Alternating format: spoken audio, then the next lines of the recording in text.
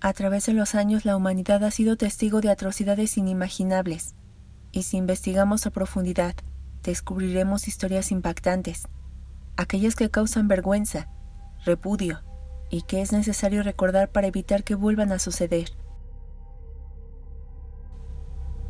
Staten Island es una isla consolidada en la ciudad de Nueva York desde 1898, y sus habitantes, cuyo censo en 2020 no pasa de los 500,000, aseguran que se sienten abandonados por el gobierno de la ciudad. No por nada han sido llamados el distrito olvidado, y quizás esta frase, aunque suena cruel, es muy cercana a la realidad, pues por años se ignoraron cientos de atrocidades dentro de esta construcción, que cerró sus puertas en 1987 para formar parte de un nuevo campus de la Universidad de Staten Island. Willowbrook por años sirvió como una institución educativa financiada por el Estado, cuya construcción, que data de 1942, albergó a cientos de niños y adultos con discapacidades intelectuales. Las familias que tenían la posibilidad de enviar a sus seres queridos o hijos con enfermedades mentales quedaban en su mayoría satisfechos con la supuesta atención especializada y cuidados que les daban, cuyo propósito principal es que pudieran vivir lo más normal posible. Y para que te des una idea de la fama que se creó en torno a su buen funcionamiento, para 1947 ya contaba con más de 4,000 personas. Las instalaciones eran amplias, rodeado de montañas. Había un baño para cada 4 pacientes, y el trato era excelente. En la entrada de los jardines se distinguía un carrusel pintado de amarillo y azul, y no faltó aquel visitante que lo describiera como un sitio encantador. Las autoridades de la institución recibieron elogios por su contribución. Sin embargo, se dice que el principal declive fue por el recorte presupuestal, pues de tener un baño para 4 personas, de un momento a otro, el baño debía ser usado por 60 personas. Además, tuvieron que recortar al personal capacitado, y de esta manera los cuidadores fueron despedidos, dejando uno solo por cada 60 niños. Fue de esta manera que el hacinamiento comenzó, ingresando a cada cuarto a niños que según ellos eran inferiores por su raza. La hambruna también se hizo presente, y posteriormente, los abusos. A causa del recorte y de la falta de autoridad, durante la primera década de funcionamiento de la escuela, fueron comunes entre los internos los brotes de hepatitis, y teniendo esto como pretexto, dio pie a controversiales estudios médicos de 1956 a 1970. Una investigación conocida como el estudio Willowbrook, que en pocas palabras era un experimento enfocado en niños con hepatitis. En un principio se creyó que se hacía un bien, y así estuvo considerado por muchos años, pero lo que se desconocía es que un grupo de niños con retraso mental había recibido el virus de forma intencional para analizar cuáles serían los tratamientos que podrían recibir, o su fin más perverso, cómo actuaría el organismo si no recibía ningún tratamiento. Ahí, el médico encargado, Saul Krugman, descubrió 2 tipos distintos de hepatitis, A y B. Observó la manera en cómo el cuerpo se iba deteriorando, cómo sus pacientes tenían fiebre elevada, daño hepático y piel amarilla, y otros más se morían lentamente, o lo opuesto, cómo reaccionaban al tratamiento. El estudio fue aprobado por el Departamento de Salud Mental del Estado de Nueva York y apoyado por el área epidemiológica de las Fuerzas Armadas.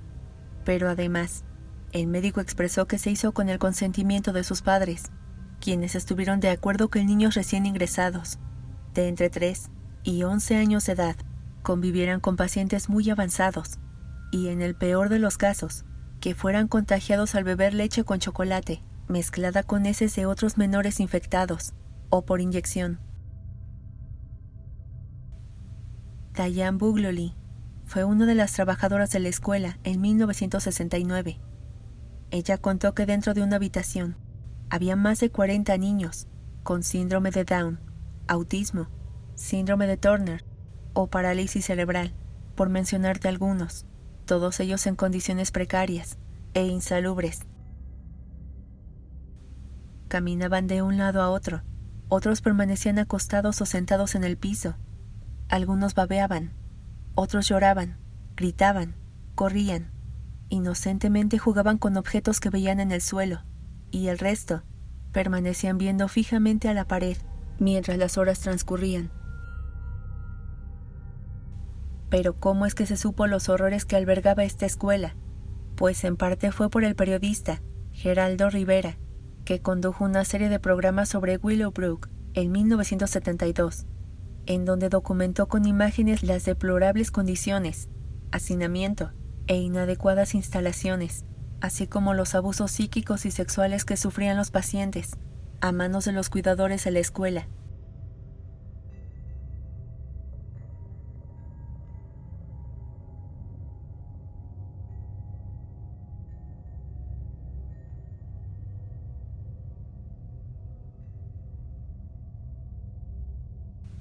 Asimismo, descubrió que los experimentos eran con el consentimiento de los padres, a cambio de admitirlos en esta institución.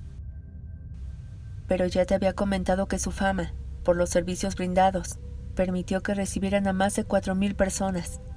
Sin embargo, desde su apertura tenía sobrecupo, y de acuerdo a la información recabada por Rivera, cuando ingresó a realizar la investigación, había 5,300 residentes, lo que la convertía en el centro para enfermedades mentales más grande del mundo. El periodista ingresó a la escuela con su equipo de camarógrafos y evidenció todo: niños desnudos acostados en el piso y sucios con sus propios excrementos, mientras hacían sonidos raros. Había más de 600 niños contagiados con hepatitis, pero lo que más le impresionó fue el olor a muerte que impregnaba las instalaciones. Unos 200 empleados, entre enfermeras y médicos, se hacían cargo de ellos. Les daban de comer, les inyectaban sus medicinas y a veces trataban de vestirlos. Y tal y como señala su registro, había pisos en los que 4 personas se hacían cargo de más de 100 enfermos. Luego de presentar estas imágenes en televisión, causaron que decenas de medios de comunicación, políticos y organizaciones sociales colocaran su mirada en la escuela para exigir que los pacientes fueran liberados. También muchos padres de los pequeños interpusieron demandas ante los tribunales de Nueva York ante la violación de los derechos de sus hijos, asegurando que habían sido obligados por las autoridades de la institución a cambio de que sus hijos fueran recibidos, lo que permitió la creación de la Ley de Desarrollo y Declaración de Derechos para todos los niños con discapacidades. La polémica llegó hasta los oídos de un juez, que ordenó a las autoridades de la escuela cerrarla. Posteriormente sería renombrada como Centro de Desarrollo de Staten Island en 1984. Hacia fines de marzo de 1986, el número de residentes de la escuela había disminuido de 5,000 a 250, traslado que permitió que las personas fueran enviadas a hogares de paso u otros centros de reposo.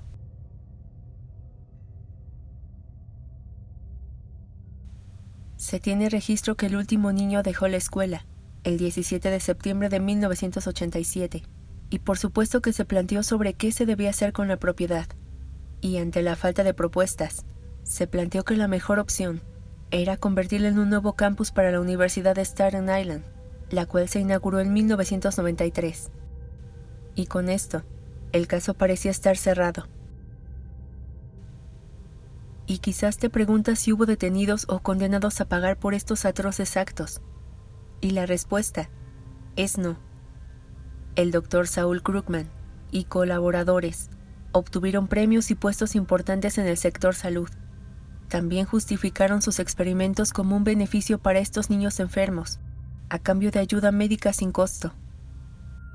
Y en cuanto a los contagios con el virus de la hepatitis de forma intencionada, aseguraron que era un mal necesario, pues había una epidemia en la escuela, y qué mejor que ser contagiados bajo condiciones de investigación, supervisados por médicos de excelencia, pues el Dr. Saul Krugman era un respetado pediatra de Nueva York, que quería determinar si había múltiples cepas de hepatitis, y si con esto se podía crear una vacuna. Y cuando fue cuestionado por algunos padres el por qué no experimentar con primates, él dijo tajante: porque sale más caro. Los experimentos fueron conocidos desde un principio por políticos y por miembros de la comunidad médica. Por ejemplo, el Dr. Krugman publicaba los resultados en importantes revistas médicas. Y en 1965, Robert Kennedy, entonces senador de Nueva York, hizo una visita no anunciada a la escuela y declaró más tarde en el Congreso: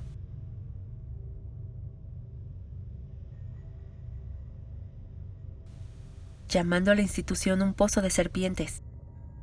Y aunque causó mucha controversia el discurso, solo se consideró que la institución actuaba de forma poco ética. El polémico médico falleció en 1995 y siempre se mantuvo firme en cuanto al tema de Willowbrook, escribiendo en 1986: hoy estoy tan convencido como en aquel momento de que nuestros estudios eran éticos y justificables. Si te gustó el video, por favor regálame un like y compártelo con tu familia y amigos. Me ayudarías mucho. Yo soy Laura y te espero en el siguiente video con una historia nueva, que seguramente será aún más estremecedora. Hasta la próxima.